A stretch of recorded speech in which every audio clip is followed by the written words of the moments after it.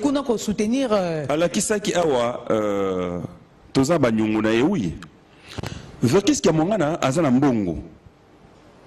Nyoka longo akepane en tant que grand frère, nana besoin de $500, nazu pas na mutuka a déficit. Nga nazana problème vieux, na coup de victoire ndé déficit $500 a déficit nga. Na futi 300 na tikal na 200. Kutu comme na réunion, yo kutu na nyongo na nga en pleine réunion. Nabi akulutu. Compte les lots.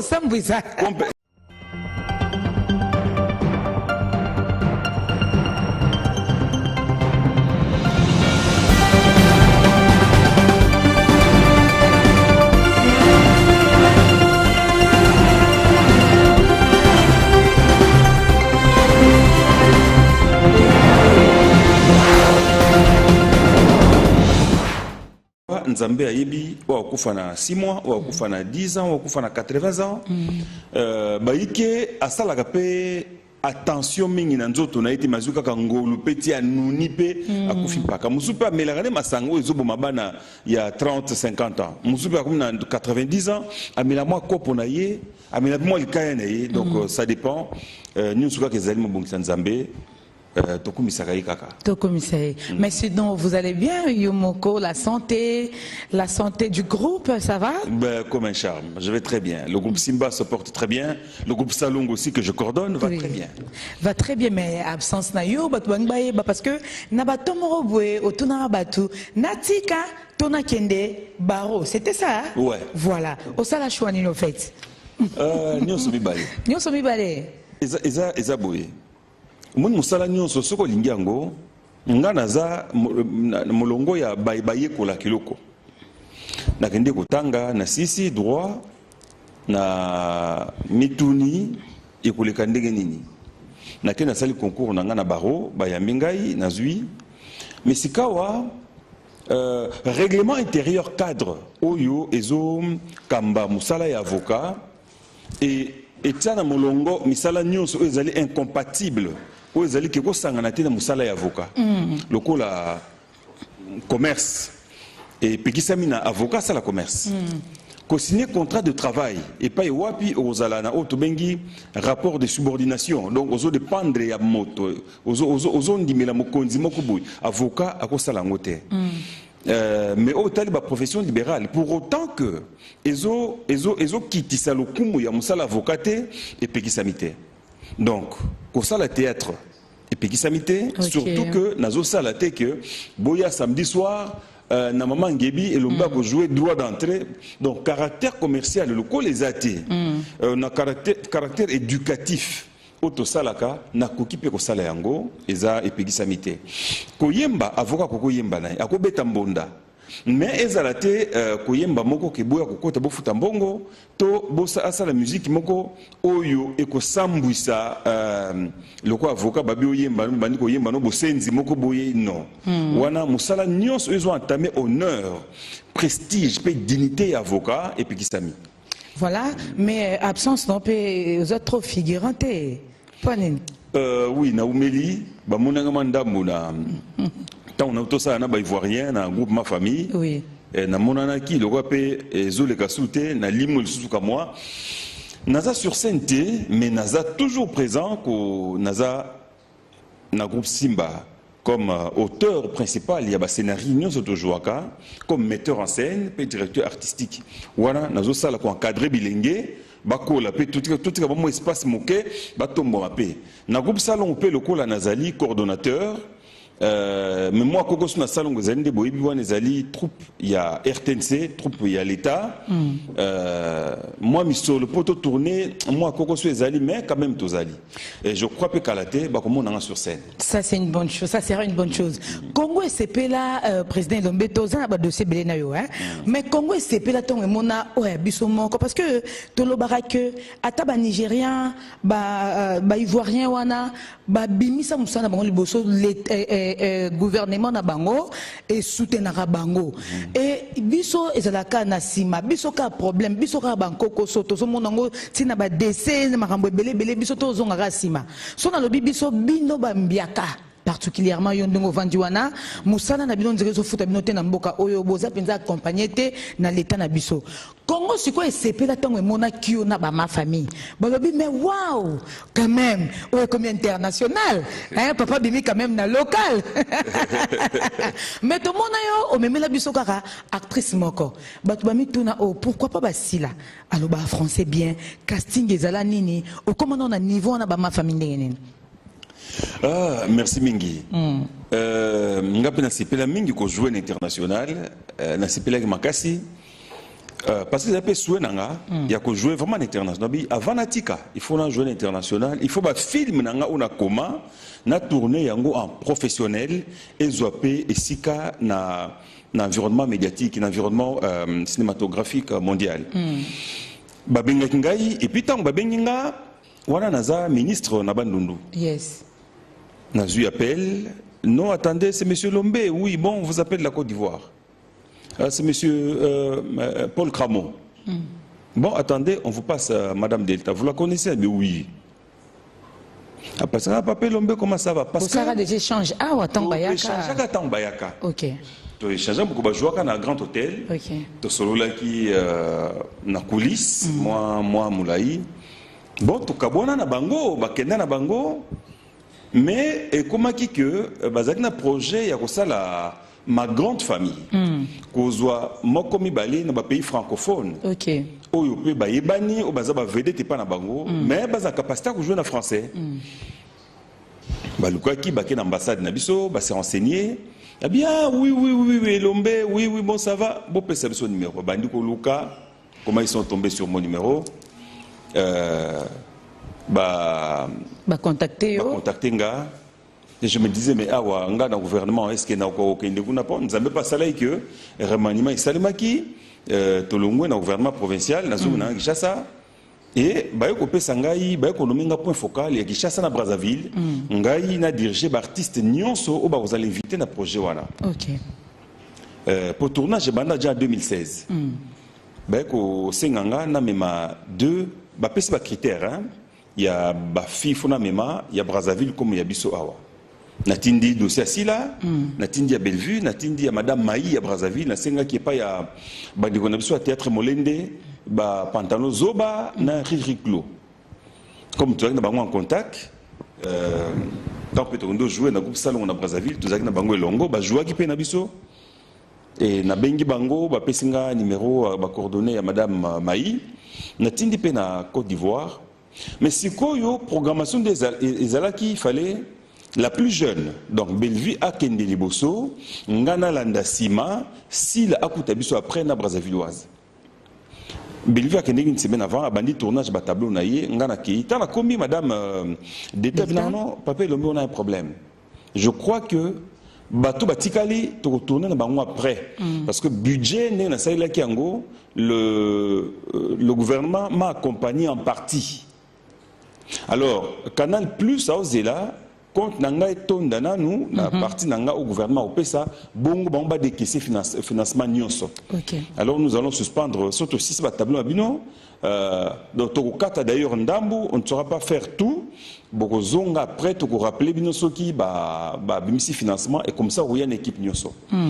Et elle a même fait un message particulier ainsi là, pour essayer vraiment à désolé pour la contre-temps, mais de retourner Kakanaï. Voilà un peu comment ça s'était passé. Et le projet Zakaka, qui est celui qui est Bambongo, Narzonga, Côte d'Ivoire, Nassi là cette fois-là, pour tous ceux qui ont Camerounais, Sénégalais, ils ont quand même un grand carrefour, et Zaki bien mingi. En tout cas, vous avez bien mingi, soldat makasi beka merci là parce que président Lomba vous avez un soldat à un élément et ça il va découvrir penza si la nabiso wana ba utika ba fanatique ba omoro. Aza moko ya bainala la cannabis tumbeza au larguer et à sûr. Bon marqué. Au marqué bien. Gros bisous à toi Bellevue, hein? En tout cas des gros bisous. Nzambazana bino a consommé mi tema na bino bo bungisi ndenge pe biso to bungisi donc to ça biso nyo surtout quand na famille moko quoi. Et alors papa, c'est vrai, bah sujet za ebélé, aux ba casquette pe moi ebélé, mais te retrouva kayo papa en tant qu'administrateur pe ya Sokoda, en tant qu'administrateur papa, na monde théâtral, est-ce que au sensibilisaka bande cognon surtout baya ko s'adhérer parce qu'on a une toko tapé na sujet Sokoda. Mais déjà la comme première question ana au sensibiliser rabana nyon surtout baya ba groupe nyon surtout ya. Bien, merci. Sensibilisation, je crois, sur lundi, même à Voice, dans le groupe WhatsApp Nabiso, na sala kango régulièrement. Mais avant na sala ngo papa masumu na réunion nyonso ba comédien a zonge la kalkambu affiliation na Sokoda où ezali la seule et l'unique société à protection à droit d'auteur tozanango et qui a le monopole il y a qu'au percevoir ba droit peut qu'on répartir à travers mboka nabiso. Mais artistes, ezala musicien, ezala peintre, plasticien, comédien bayo kaka na moi retard moko bakolimbisa ngai parce que le kambo est un intérêt na bango batala kango toujours na musika et ça c'est ma discipline nyonso lelo ezana ba grands musiciens qui ne sont pas membres de la Sokoda et pourtant c'est la seule société qui perçoit en leur lieu et place et il faut baper ça bango ba droit na bango mais ils ne peuvent pas parce que la loi sur la répartition et ça na ba o baza ba membre tozo continuer à insister mais aussi nous devons nous dire maman nana fonctionnement ya Sokoda ko banda na Sonika ba trouble o ezana ba fonctionnement ba société na biso et tindaka batu ba ya ko s'adhérer et zong ça batu sima si ouais trouble wana ka so batani mboka on peut kaka boye société on peut kaka boye baninga baza boye te donc kuna to swani to bundi yango ça que artiste belé bazana moi on a binoté ba mona que désordre ça et puis c'est vrai papa to kotara na bas na sujet on a vif du sujet désordre zali ça a continué toujours ça continue ya rebrûler na kati ya Sokoda et comme on ça la même honte papa c'est quand on introduction nga ezana no boye parce que bandeko o ba hôtel na poto ba ko comprendre était que ba papa ba kuluto baza censé qu'on rééduque ton sous relève qu'on encadrer relève bon mo bo potanaka maramso ko bimana tando ike o ko bimate vu âge vu expérience et rosala soni makasi tout comme on a bino na conférence de presse oyo e kambama ki na PCA président Jossa que je salue bazana na Kinshasa ouais na bakeite donc kalaming te ba otika biso po ba ningsa Bruxelles et tout le monde Sokoda penza est divisé en deux.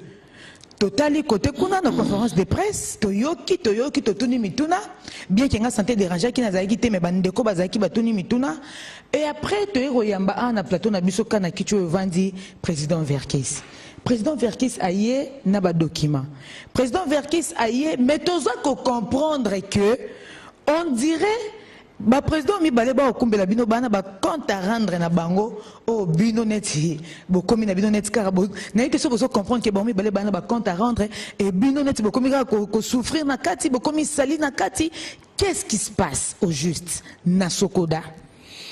Merci maman nana makambolobi ezali a soni pe passi parce que naye awalelo Autobenga Bino na presse benga droit de réponse. Droit de réponse. Naïe okay. Parce que papa Verkis aleka ki awa alobaki makambo ya Sokoda tanga kibiso nde naïe lelo na compte ya conseil d'administration. Na compte à conseil d'administration ko rétablir moi bosolo na mai papa alobaki. To lokuté zaki pe na ba dire naïe. Lokuté zaki moi mingi. OK. Lelo soki biso toyaka liboso te pa na yo ko ba makambo ya Sokoda parce que toyoka ki ezama tout le monde mamba soni. Depuis un certain temps, tozali ba problème na Sokoda. Tosali ba Jean basalaki 6 mois ba futa mangate. Tosutuka boye huissier de justice mikande ye nini ba bloquer ba compte ya Sokoda. Ba compte ya ba compte bancaire à Sokoda. Pour nini tozana nyongo ti ekomaki na $88,000 na avenue OMS et Sika Sokoda bandaki ndengo yebi. Bakangi biso ba compte. Biso moko ba membre à conseil d'administration tozo ya ba réunion à conseil to na salaire te. Le mandat ya na biso ezali bénévole. Mais à chaque réunion, Tozoaka, jeton de présence. Mais Tosali, 6-7 réunions, jeton de présence zagaté. Jeton na mbongo quoi, bozula mbongo. Mbongo. OK. Alors, qu'est-ce qui se passe? Non, mbongo ezate, bazo futate mbo. Alors que les gens ont sur le terrain, babi non, mbongo zokota. Et la preuve, Sokoda katang et tinda 30 et quelques mille dollars, mbongo Brassimbe Fouti et tout. Oh. Boizande bon, PCA. Expliquez biso parce que biso tu as une réunion. Papa Verkis à Zakuna presque tous les jours.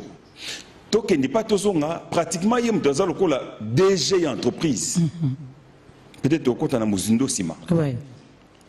Non, moi, on a réponse. Déjà, il faut l'ongwa. Oh. Biso to tunio. Déjà, l'ongwa ndengenini. Et puis, ça dit que période où on a une réunion, ils ont sauté. Réseau Zanini, mbongo zata opesa comme tozoya, bozozonga makolo, ils ont malamute, toza sotozo mbongo, do tuaka suba réunion, to bando kumeli mikanda. To komi mukanda, to komi lié PCA. Tu as amplié vice-PCA, na DG, va expliquer biso qu'est-ce qui se passe. À l'interne, biso administrateur.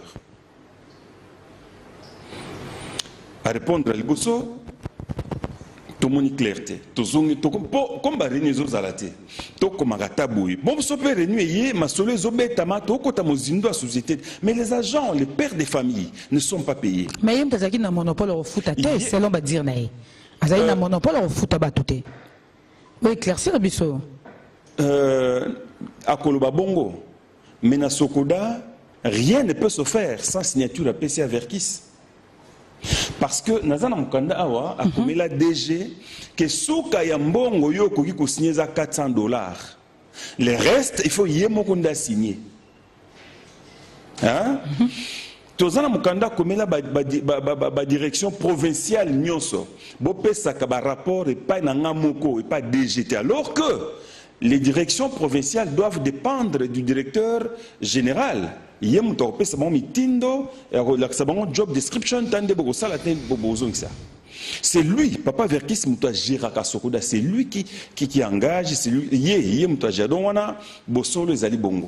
ok. Totuni. Il y a le non, Kakandongo lobby, n'est pas le baga. Nanazo géré déjà à Longwa. Oh. Oh, il y a 5e DG Tozo Longola. Tango, tu remplacé le comité, il y a Jacques Mondonga, Nables Boula, tu bandak na DG Mwaka. Ah non, c'est un bon gestionnaire. Sima Mikolo, oh non, il y a le sous-souté na CPLT. Ponanini, après ça, ils raison. Ah, bon. Il faut dire que dans le conseil Nabiso, Papa Verkis, c'est ça, Mukolo Abiso Nyonso. Simanaï, professeur Lema, na professeur Liolopé à son âme, a confié à membre du conseil d'administration. Après, Bisso, Toyi Nasuka, Paul Balenza, Bisso, Toali Bilenge, il y a conseil d'administration. Papa Verkis, respect mingi, Tobo Yakaba, débat et affrontement. Bien que Binonio surtout, vous avez au départ administrateur. Bissot administrateur. Mais tu as dit que Banda Sokode Banda qui bitumba, pour le Mukendi Babundi, comité Naye Bundi, comité, tout ça, on en avait marre. Mais le quoi au côté, il y a aussi des problèmes internes à comité conseil Nabiso. Nous se disait, tout ça l'effort, Milinga Nabiso Bimal Bandate. Makel Nabiso Bimal Bandate, Toza Awa, To Longola Lem Susu, titre, Bazan Badin, Totia Bomoto, Toza Congolais, Kulut Baza Bilingi Baza, to traité Marminoso, Nakatia Conseil, to pesa kilo na Sokoda. Ok. To combien de bon Mikanda, vice-président Jossar Alobi, Ngana aux États-Unis, a sali 8 mois. N'a la possibilité de répondre à Makamouni Seligis Manangai.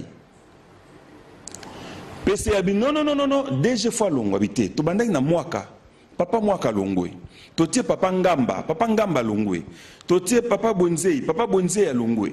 Totie wazaki deo papa Joe Kolang, Joe Mulamba ou Komone Kimi.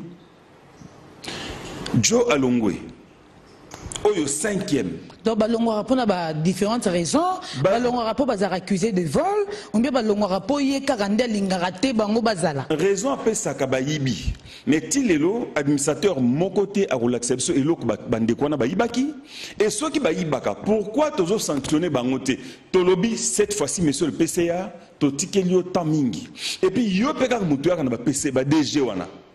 Yé kaka mutu aka na bango à part déjà moi quand to kutaye na comité ba Jacques Mondonga. Te bon to reconduire et puis yé parle non non non monsieur Aza intègre Aza bien. OK. Parce que yé Aza l'expérience que les cas a dirigé Soneka, Aza expérience que non ndenge kondo ministre Banzamuka lobaki non to profiter expérience avec ce qui a mwangana. To pese confiance.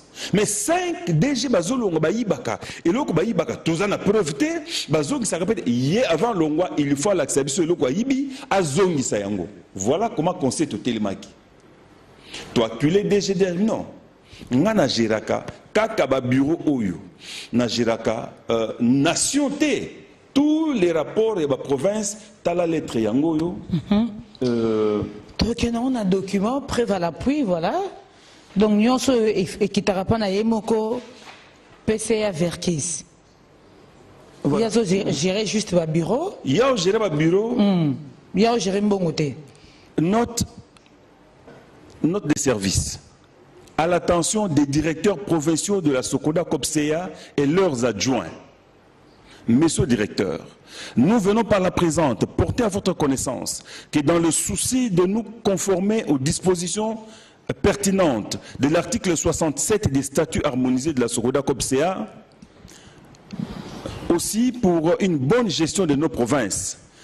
Toutes les correspondances ainsi que toute autre demande devront être adressées directement au PCA, au président du conseil d'administration qui est Verkis Kamwangana. Donc, Nyon sur la province. 2.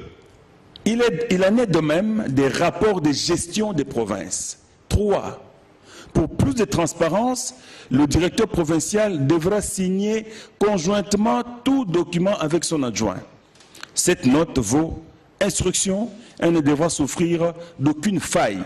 Veuillez agréer, monsieur le directeur, l'expression de nos sentiments de franche collaboration, qui a moins dans ma tête à Verkis, président du conseil d'administration, dignitaire d'État. Tu vérifier signature. Oui, signature naïe. Voilà, PCA. Signature, il y a Verkis qui a Mwangana. Voilà. Donc, au Mukanda, et tout ça m'a rappelé car Ndenge Akoma. Ndenge Akoma. Déjà, le bureau, ce que vous avez un rapport, non plus un rapport Ndengeni. Je ne gère pas les provinces. Et pour que tu évolues, Nathan n'a pas foutamate. To foutamate. To foutamate.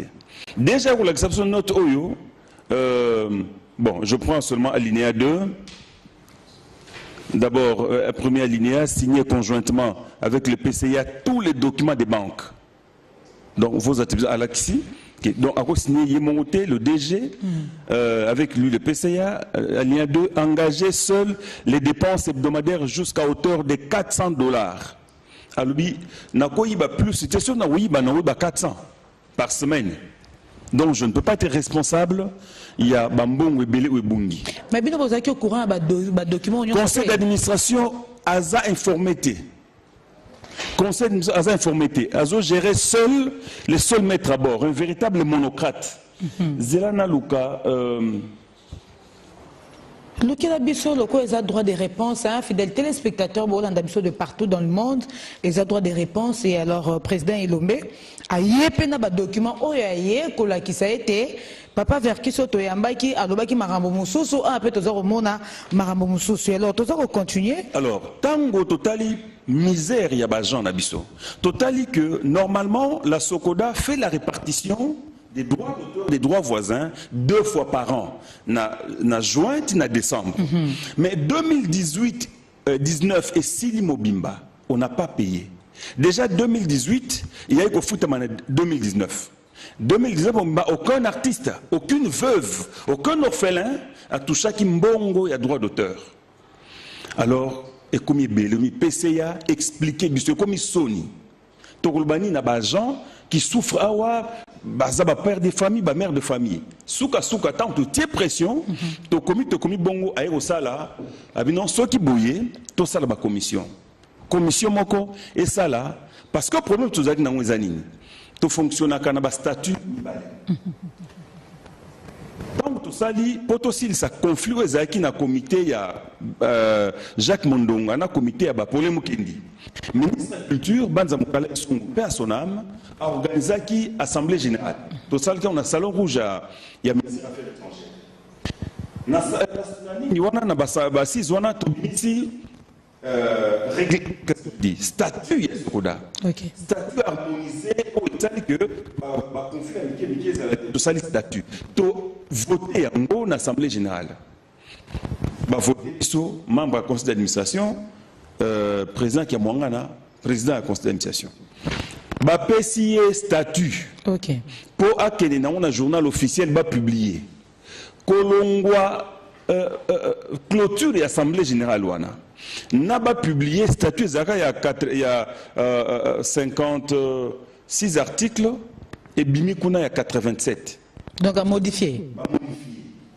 Aussitôt Bimi groupe il y a Nazotanga et Kouloutouma Kamunane, Jean Goubal, Manda Chante, Sali groupe Moko, signé, contester statut wana.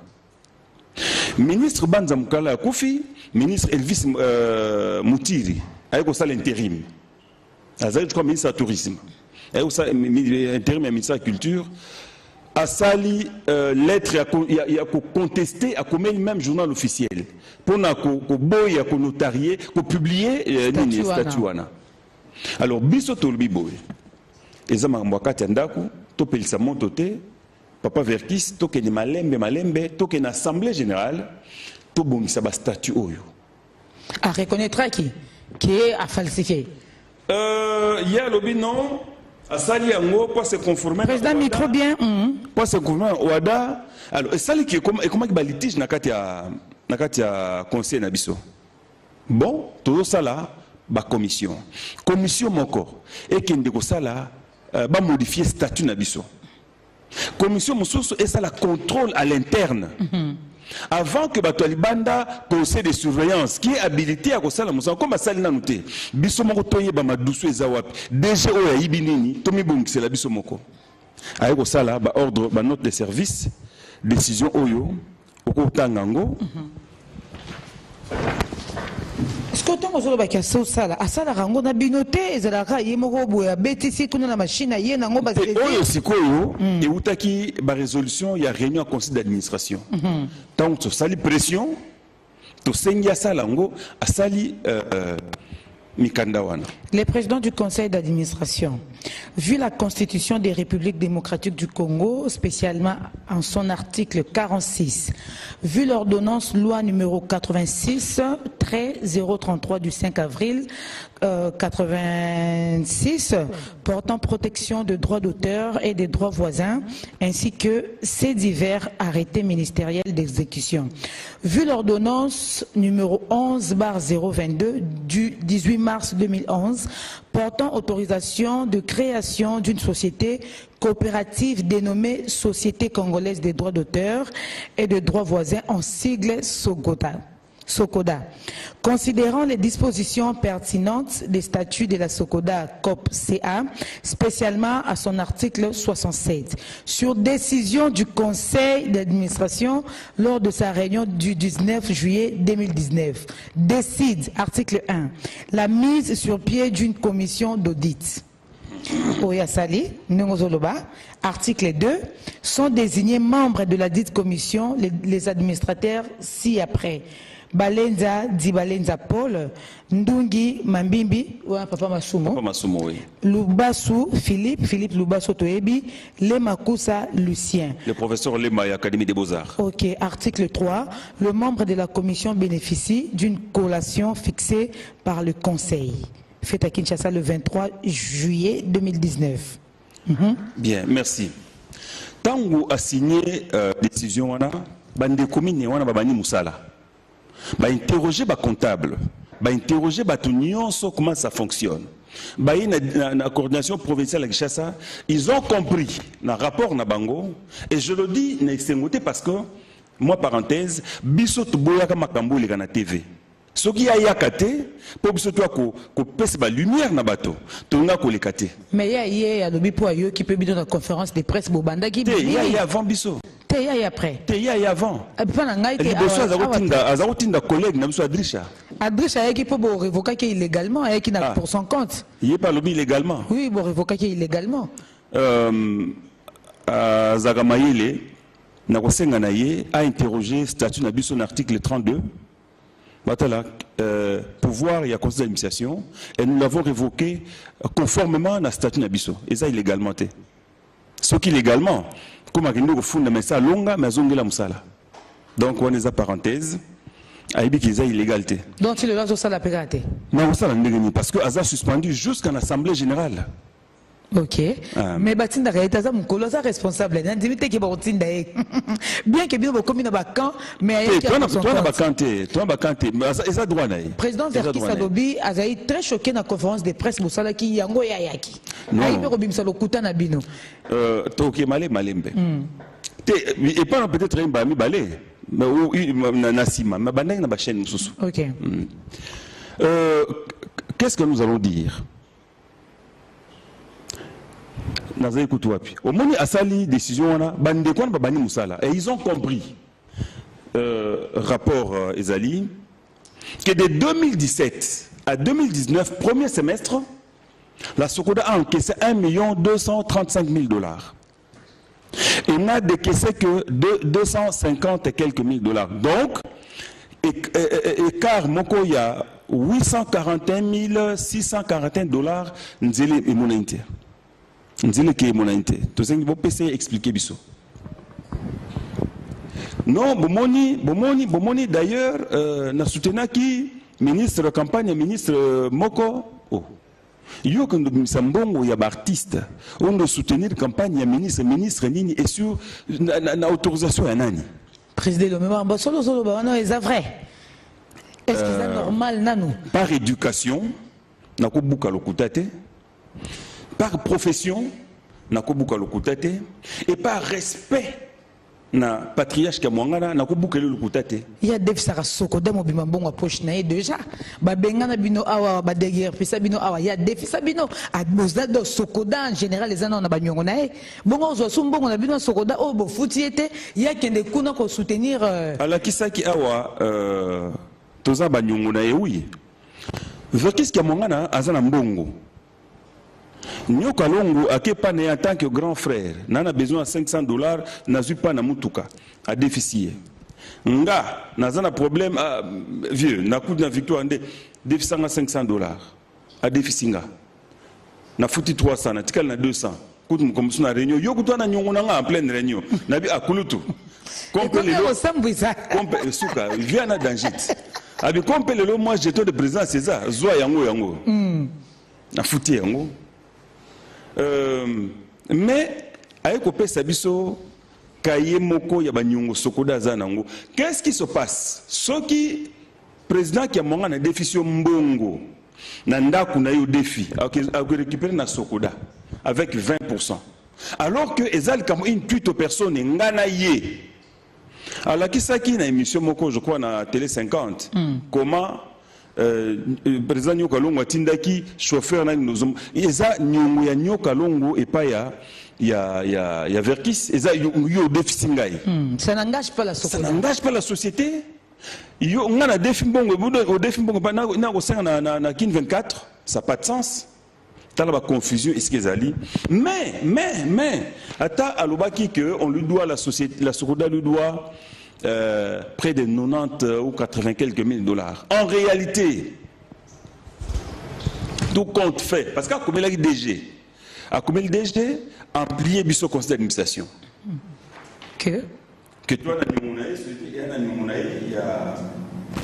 il y a 80 quelques mille $, 70 quelques mille $. Mais tout compte fait, le comptable entendu, directeur financier, bafouillé, papier, tout. La Sokoda, l'élo, je le dis, situation de votre compte dans nos livres. Ah, M. Kamwangana, ça c'est écrit par le DG, ESA, sauf que la souka ESA, 890 $. Rien que 890 $. Rien que 890 $. La Sokoda ne doit pas plus de 890 $ à M. Kamwangana. 890 $, pas plus. Ma confusion, ma calcul na yé. a déficit à récupérer, à Bossan à récupérer, mais à signer. Bagnon Moussou, Sokoda, et ça le 1er mai, déjà bien, toi on a besoin, il y a quand même, Bajan a besoin de fêter. Tout le défi $1000, déjà vous récupérez 20%. Et soit déficit une heure après avec 20%. C'est comme ça. Et puis, Bagnon Moussou, il n'est pas permis à des sociétés Mbongo. Déjà. Mais vous saurez quand même. Tozwakate, Tozaka surpris, parce qu'il gère seul, sans aval du conseil. Ah, mais voilà pourquoi, à Malmenakaba, déjà, nous avons fini par comprendre que déjà, déjà, PCA, les boulots comme Mounene, Tozang, moi, vous justifiez, à la Bambie qui mouibi, Longo à Longoli. Donc il y a l'ingénieur à la contrôler quoi. Donc les pendant le que bah entraînons surtout en 2019 il est à lire en Moko il est en 2019. Mais président José Rabandio c'est intérim depuis quand? Ça fait combien de temps que le président José Rabandio c'est intérim? Mais intérim en moi qui sur 2 semaines. Mais qui ça 2 semaines? Na 2 semaines on a tout le bac les lorsque José Rabandio géré. Non, José Rabandio géré le par rapport à intérimité. Intérim est si là. Intérim est si là. Mais José Razara na place wana oya lobby il faudrait pas José Razala wana. Aïe aïe la papillon comme belé. José Azawana d'abord par les statuts. Statut ezali que ceux qui président Azate et vice-président a quoi assumer affaires courantes ti toke na assemblée ndezali bongo. PCA qui a démissionné yemoko. Le 13 novembre. A démissionné, peut savoir nos lettres. Zela Malembe. Besoin de lettres, non, mais attendez. Un contrat verbal reste un contrat. Contrat verbal, preuve pesante, t'es pas l'obé la guinane. Oh, maman. Mais Toza 10. Déjà, dans la constitution, Tozali 12. Na 12, wana, papa Liolo a Koufi. Totikali 11. Na 11, Ndekwadrisha suspendu. Totikali 10. Na 10 wana ye akende Kenya azongi tango azongi atika ki intérim ya et pas président Jossar ake Kenya ayeko zonga a récupérer intérim to sali ba réunion il y a conseil d'administration convoqué par lui. Convoqué par lui. Ba PV oyo. Ba PV oyo qui est mwanga na président. Tout ça, PV conseil d'administration, qui est moi le président. Tout ça, PV Oyo, qui est moi le président. Donc, convoqué par lui à assister à ça ici, tout ça, PV ici normalement. Tant que pression, il y a Mbongo, il y a Mbongo, et l'équipe Makasi. Alors, non, Boulingate, Wana, Nyokalongo, on a tourné na Katanga. Philippe Ulbassou, en tourné en voyage. Tout tikali korom les atteint. To bandi réunion hier mutazo présidé le 13 novembre makamo intérim mais cela kala a reprenant Moussala normalement mais c'est quoi yoro le bac démissionner pour atteindre un message na nani na biso to vani en pleine réunion atinda na mutute en pleine réunion de cause aza papa na ko boucler le kutate on a zoloba PCA Georges Vertis kamwana ayebi yango to vanda biso professeur Lema témoin directeur Mbaki Mazakala, il y a RTNC, administrateur témoin, Papa Ndung Mambi Massoum de Brendé, administrateur témoin, honorable Paul Balenza, administrateur témoin, Papa Bachi, écrivain, inspecteur principal de l'EPSP, témoin, et jour wana, Moutazak malade, et ça jour Ben Yama Bopé à son âme à Pika crise. Atindi procuration par SMS Namassoum de Brendé, à représenter. To bandi réunion alobi ngana moni makamu na ngezo tambola suti depuis na Sokoda nazo tikabino bo continuer mais nazamba œuvre ko le kabino nyonso na kozala toujours bar na ngezo fonctionner souté même ba locataire na bazo futanga souté ba phrase wana tous les membres de conseil d'administration ba yebiango donc les babe mo bo izolanda e uti na Sokoda de alobaki mais c'est et puis bolingate makamuna nyonso na zuba bozo kate mito PCA toi na problème na yote justifier kaka bambongo oyo et pourquoi les gens ne sont pas payés yango kaka parce que de janvier à juin 2019 Sokoda a encaissé 300 et quelques mille et kewapi déjà bi kamunuko botala ba compte ndeki to sala kango. Qu'est-ce qui se passe? Je reviendrai pour na urbat nanga ki a géraka na bi yemu to géraka. Omoni oyo ezaba La programmation au DG Basala. Nous avons deux exemples. Il y a deux DG. Il y a Joe Kalongo, Oyo, Michel Abou a remplacé. Qu'est-ce qui se passe? Ceux qui déjà savent la programmation, tout ça, Oyo, et qui n'est pas PCA. A barré ou a koyuko barré ozomona a barré ba rubrique ou a barré a bakisi oya ko bakisa neti awa a bakisi 2590 et comme 4600 il y a 2000 onani déjà salaki à longue 2000 a bakisi et comme 4640 nde ebimi signé au signature naie tala malamu comparé ba signature mususu Mexico yo alors awa pe ndenge moko oyo DG Kolango, à sa programmation, PCA encerclé ou à qui Bima. Il y a un Bimaki. Donc c'est lui qui il ne peut pas se disculper. Alors bah Gérardé, on a des parenthèses pour répondre nous bah Gérardé. Alors et ça dit que pression en l'équipe a démissionné. Oh PCA démissionné, ça va. Comment démissionner? Adjoint à Yazate. Qu'est-ce qu'on fait? Ah bon continuer de bolinguer hein. On se dit, bon, ça va, professeur Lema, les doyens d'âge après président Verkis et Zayou. Ça là, intérim en attendant, adjoint à Yabi, non, on a beaucoup, on a préparé pour session d'étudiants, on en attend. Directeur Mbak Mazagala, Andimi. Yem to clôtura qui réunion Oyo, PCA, démissionnaire à Ban. Signé PV, non, signé PVT, non, avant cela, Abimi, non, maître Zelamouké, à quel téléphoner? Avec aux dans la salle. On a réuni Cécilie, Baobeta PV. Ton signé a signé qui a démissionné. Bon, Bozonga, Namoni qui est allé très vite en besogne. Notre téléphoné, conseil Babina Nazi la assemblée générale. Non. Aussi démissionné, ne prend pour des gamins. Mais boss. Pour signer, Bisson se PV toqué dans la notarié. Attaquer PV en la justice. PC raison. Annuler PV Nabiso. Tant que tu mets dans la justice des éléments irréfragables. Justice et s'est rétractée, j'ai tous les documents. Donc le quoi bolinga pas longwa donc bo diembeli pe kana na malobanenda lobaki yemora zongi na raison yemora lobi non longwete parce que alobaki na biso c'est que bozaro zelango ben oui c'est que bozaro zelango pe na tuni motuna wana parce que jusqu'à preuve du contraire alobi na bino pe en étant de ikemon mokilmo mbeo kike ako démissionner te botika baje alongwete siko boso kandene malheureusement aza démissionnaire. Signification ordonnance portant annulation, il y a un procès verbal Nabiso Yango. Dans tu zongi na même tribunal, tu apporter ma preuve, ordonnance et rétractation Yango. Donc, ça veut dire et annuler ordonnance wana. Donc, on les a considérés. On les a considérés et annuler Oyaye wana. Alors, à quel Nabiso na tribunal encore Tosamba? Mais 2 fois à mon anité. Voilà un peu la situation en Sokoda. Ce n'est pas un problème, conflit Nyokalongo na Verkis Kiamwangana. C'est un conflit Verkis Kiamwangana contre la Sokoda à travers le conseil d'administration. Parce que l'élo tango, tozo gérer l'élo avec Nyokalongo à la tête, to parvenir qu'au foot, déjà ma partenaire babandi ko foot abiso, babandi ko foot na Sokoda, et to parvenir qu'au foot à 6 mois, il y a barrière à salaire. Tu fouti 2 fois la répartition de l'artiste.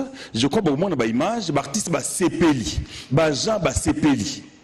Jean va s'épeli. Boté ko zombon moya RTL tout temps. Oui. Et boté ko pesa mbongo mais il est pas désolé lobi que kuna jo sarkandem tazo se retrouver que les cas tout le monde. Le cas artiste nyo surtout. Alors tu éviter bino bo procéder ndeni na ba répartition. Parce que mutum so azan ba œuvre belé il se retrouve pas. Net yé Verkis. Ata le lors zalaté. Mais azan a droit il y a ko se retrouver na ba œuvre naïe. Mais c'est pas le cas. Verkis a eu mbongo naïe, tout naïe a zouaki, aboya qui a monté. C'est que tu as l'image à paiement. Il a eu son argent. Papa qui a mwanga a eu mbongo naïe à droit d'auteur. A eu mbongo na droit d'auteur. Mais les lots sali répartition on a d'abord pour la première fois conseil d'administration et sali commission à répartition. Oyo ezui ba directeur ya Sokoda. Na quelques membres de la conseil ba ça la commission à répartition parce que to kuti papier té. PCA a foutu à Moutou selon il meurt. Bosolola bien, ceux qui répartissent les a bengié à Baxiolar. Toké kuna to bandi ko luka wapi ya ma réclamation ezalaki. Mais nga fois passé année on a nazwa ki boye, tout on a zoom il y a pas de trace. Il n'y a pas de traces. Tout se faisait selon, il meurt, il y a PCA. Si vous avez un conflit, à tabanzer mon le succès. Quelque part, ah, mon niveau de papier. $100. Quand même. C'est comme ça. C'est comme ça. Je dis à Yebi on a Zoloba. Mais si on est lélo, mais éviter besoin à niveau de justice. Message au banyos bako ko retenir bozo senga nini parce que moi ko ta vandi à lobby que le quoi mais je suis à ma casse ba pesa ngo mundele ngabi président ba pesa mundele une expérience sur ça ngo lobby ba lukata mundele moko bo gérer na ebi asengi ba luka mundele ya za na tête à sokola depuis 2015 est-ce que le bac na battu depuis 2015 ba pesa mundele kaka tango amoni que conseil et l'amour qui était mort mo senga mundele baya depuis 2015 aza PC à sokoda. Depuis 2015, à Boya Tokende, l'Assemblée générale, to amendé le statut à Tripota, voici l'ordonnance au Yakende Kozwa. Acte de signification d'une ordonnance portant suspension et report de la tenue d'une Assemblée générale extraordinaire. À Boya qu'il fallait année Oyo, tout ça n'a début, tout ça l'Assemblée générale extraordinaire. Pour corriger le statut. À Boya Yango. C'est quoi l'une de Mindele Baya? Non. Et c'est le Batbaïba. Il y a un temps pour toute chose. Biso administrateur Tolinga qui est la télévision T. Le PCA démissionnaire, Papa Verkis nous y a poussé. Mais puisque vérité c'est Ngele Banaka, en attendant, ils ont suspendre la démarche judiciaire. Par rapport à en tout cas, le président Lombe a reconnaître que pas si nation ezaro sala makambo se bimi et bon et bima kaka poto e babo solo ezande wapi. Merci beaucoup architecte Simeon Musindondo, merci nandengo soza ko soutenir biso vraiment azana photo na po na Kinshasa azana Kinshasa awawa atiki biso presté na matanga na biso za rolela na biso a soutenir biso vraiment comme si la mbote non comme si mbote et outi pas président Lombe architecte Simeon Musindondo mais également Prince Ngalé Maselé, l'homme parmi les hommes. Bonsoir et merci beaucoup de nous regarder. C'en est fini pour ce soir. Tolobi qui est 15h40 ce samedi. Rediffusion Tolandayango. Et ceux qui bozan na bavi na bino. Ceux qui bozan na makambo bisabiso boye bisabiso. Mais il y a bien quand des présidents Toloba débat contradictoire et zalara na plateau. Et on va tous. Oui. Na ba age na bango mutorobunda azate mais débat contradictoire et zalara na plateau na lukape angata ya ngumba vandawa. Tona batena luka nani moko ya peto fandisa awa po to kende na ndenge wana et pona makambango na osenga déjà na biso minutes soki bolinga apesa soit 2 heures moko boye to kende na ndenge wana et rozala mieux to ko do biso to senga ki na RTNC to komila ki déjà RTNC abenga bino news ba chroniqueur botos à la face na bino biso na Papa Verkis vérité et yebana parce que to lingi to sopango na télévision parce que ça voix o ya sepela je dis une chose nous allons boya écouter to répondre na ba presse mais tous obligés parce que papa même biso na nzela o beaucoup mais la PDG na biso nzao na sengi vraiment beaucoup mais la DG na biso a repé sabino espace wana et biso presto samsa na biso n'est-ce pas Santos Makanda, merci, tu as été génial. Na caméra, régie finale Thomas Mwanza, papa na Edivi Mwanza, Alicia Makubi Mwanza, gros bisous. À la régie finale Novas Kolo Novas, Eric Nemalemba, merci beaucoup de nous réaliser parfaitement. Papa, président Lombe, tu comme vraiment na souka, tu peux dire merci minyo et sa plateau na bino. Espérons que tu recoutes à la lissoussou et makambo le cas vraiment na ndengo moi propre. Bah tu na souci de l'homme artiste. Ba veuf, ba orphelin, ba se retrouver na ba œuvre na bango. Yo moké Pouloulou, maman Denise. Si babandi qu'on se retrouvait depuis que qui m'écoute na Sokoda, ba veuve, ba orphelin, ba se retrouver je crois beaucoup na ba image, ba grand nyoso, ba grand-père Bozi, ba nan, ba zo ba droit d'auteur na bango kala, ba se retrouver, ba matcha la moi na bo mon ese na bango.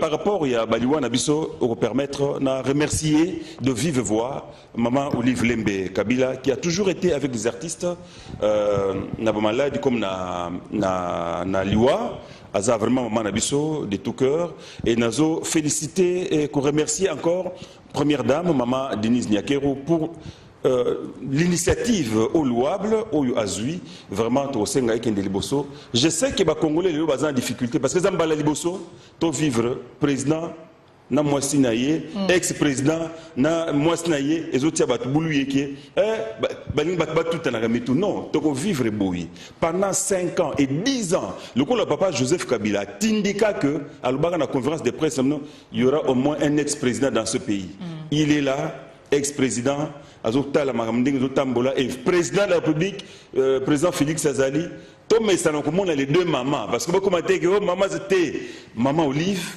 maman Abana, maman Denise, première dame, maman Abana, merci. Vraiment, ils ont école, bah, au côté de Sabiso, bah, nous baza, aller au monde, on va banimba, ouais, té, bango de baza bien. Maman Abana. Président, na ex-président baza bien. Maman Abana, maman Denise, na maman Olive baza bien. Biso bana, photos à la bien. Tout c'est pour l'avantage. Tout c'est avantage, il y a avantage pour la biso. Vraiment, maman, merci Mingi. Merci beaucoup et te très prochainement.